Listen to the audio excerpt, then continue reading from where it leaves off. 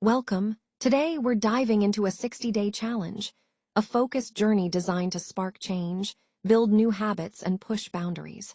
Over the next few weeks, we'll explore practical steps and insights that help us grow, adapt, and stay motivated. Let's get started. Day 1 is where it all begins. It's the moment we set the tone, lay the groundwork, and start building momentum. Whether it's a project, a journey, or a new habit, Day 1 is about commitment, showing up, ready to dive in. It's often the hardest step, but also the most important. Let's explore what Day 1 looks like for us and how we can make it count. Here we see a simple but powerful sentence in Chinese. I love Dad. The key word is ai, which means to love. It's a verb that expresses deep affection, just like in English. This slide introduces us to how love is expressed in Mandarin, short, direct, and full of meaning. It's a great starting point for understanding how language connects us to our feelings. Let's pause here to set the scene. The phrase means I am 8 years old. It's a simple sentence, but it introduces us to the number 8, ba in Chinese. This number will come up again, so it's worth remembering. Starting with something personal like age helps us connect with the language on a basic human level. It's a small step, but an important one in our journey. Here we see a simple sentence in Chinese. Dad goes to the supermarket. It introduces the word for dad, baba, which is one of the first family-related words we learn. This sentence sets the stage for understanding basic actions and places, like going somewhere familiar, the supermarket. It's a great example of how everyday language builds from people we know to the things they do. Here we see a simple invitation. Let's drink tea. The phrase ends with the particle ba, which softens the sentence, turning it into a friendly suggestion. It's like saying, why don't we? Or how about we? This little word makes the invitation feel casual and warm. It's a small detail, but it changes the tone completely. So when you say he cha ba, you're not just stating a fact, you're inviting someone to share a moment with you. Today we're focusing on the word Beishan, which means daytime. It's a simple noun, but it helps us talk about when things happen.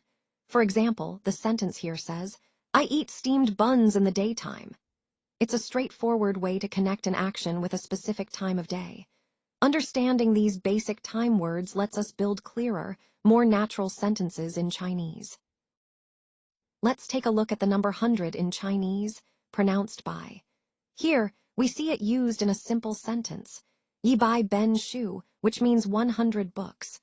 This shows how numbers combine with measure words and nouns to form clear, everyday phrases. It's a great example of how numbers fit naturally into the language. Here, we're introduced to the word ban, which means half. It's both a number and an adverb. The example sentence, ban bei cha, translates to half a cup of tea. This simple phrase shows how we use ban in everyday conversation to express halves, a common concept that's easy to apply. Understanding these small building blocks helps us get comfortable with the language, one step at a time. Let's take a moment to explore a simple, delicious word, baozi. It means steamed stuffed bun, a popular snack in many places.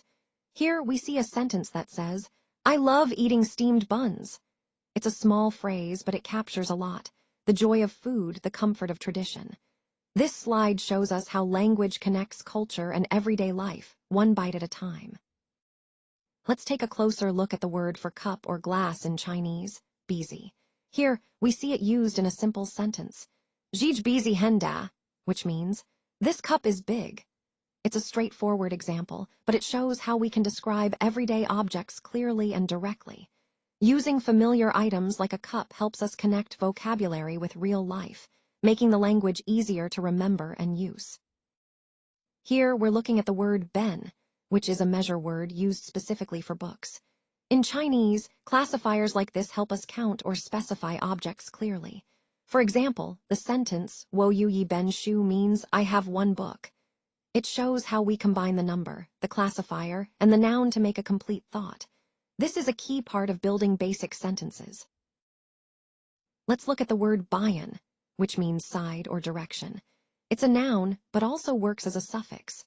For example, in the sentence, Qi zai ziu bayan, it means the car is on the left side.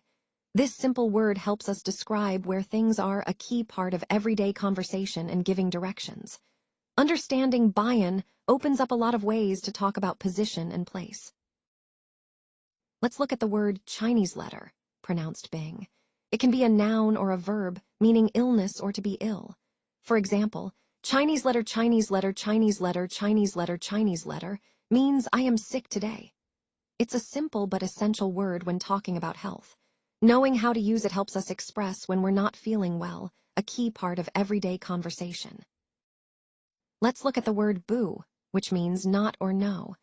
It's a simple adverb, but it's super important in everyday Chinese.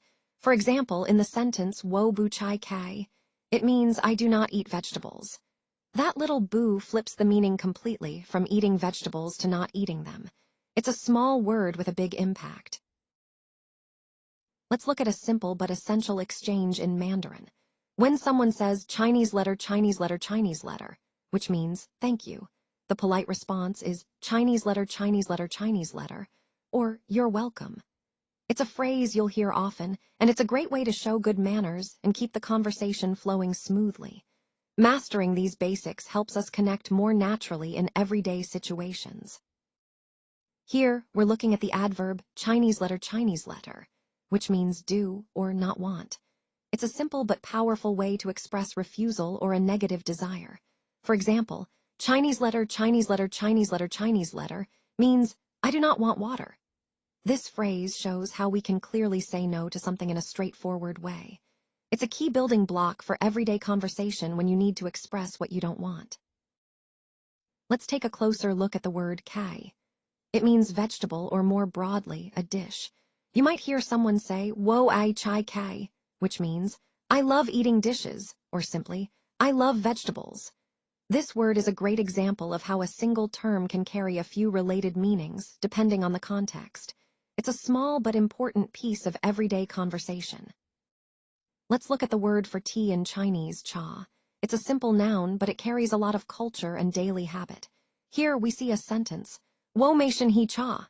That means, I drink tea every day. It's a straightforward way to practice both vocabulary and sentence structure, connecting the word to something familiar in everyday life. Tea isn't just a drink, it's part of a daily rhythm. Let's look at the verb chang, which means to sing. It's a simple, everyday action, something we all do or enjoy. The example sentence here is wo hui chang ji, which translates to I can sing songs. Notice how it shows ability with hui, meaning can. Singing connects us, and this phrase is a great way to express that skill in Chinese. Here, we're focusing on the word for supermarket in Chinese, kasi. It's a noun, and you'll often hear it in everyday conversation. For example, what kasi ma kai means I go to the supermarket to buy vegetables.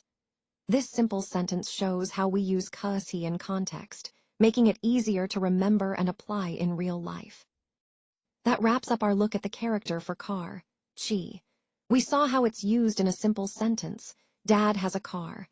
It's a great example of how everyday words come to life in context.